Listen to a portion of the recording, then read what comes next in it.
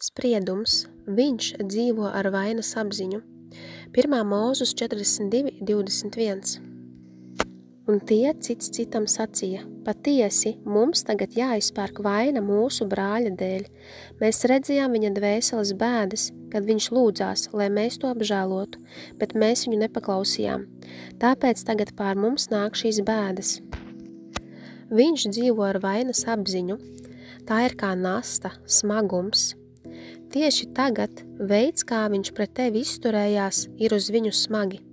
Tava emocionālā reakcija tajā momentā, tā spēlē viņa prātā nepārtraukti.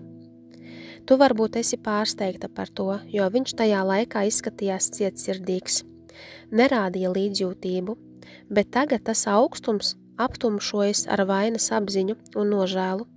Viņš vēlētos kaut spētu iet atpakaļ un darīt lietas savādāk, bet viņš zina, ka pazaudēja tavu uzticību. Saprot sāpes, kādas izraisīja, nevar atsaukt tikai ar atvainošanos vai pateikt piedod. Viņš ir apsūdzēts kā vainīgs. Dievs ieviesis īpašu noteikumu, likumu personai, bet viņš neievēro Dieva noteikumu. Viņš apkaunoja Dieva bauslību un izdarīja pārkāpumu. Svētais gars saka, viņš tika atrasts vainīgs. Dievs pagarina savu žēlastību.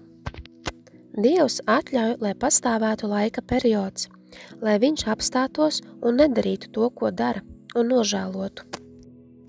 Tur var būt kādas atlaides, korekcijas šajā laika posmā. Galu galā Dievs deva iespēju pēc iespējas.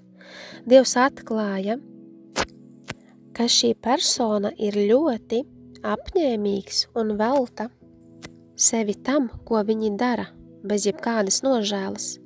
Viņš pieliek daudz pūles tam, bet Dievs saka, ka viņš to dziļi nožēlos. Vaimanas, sēras, bēdas, skumjas, pēkšņa izpostīšana. Dievs saka, ka tā ir viņam pēdējā iespēja. Acīm redzami viņš stumj garām robežai, bet tu redzēsi augļus ļoti drīz.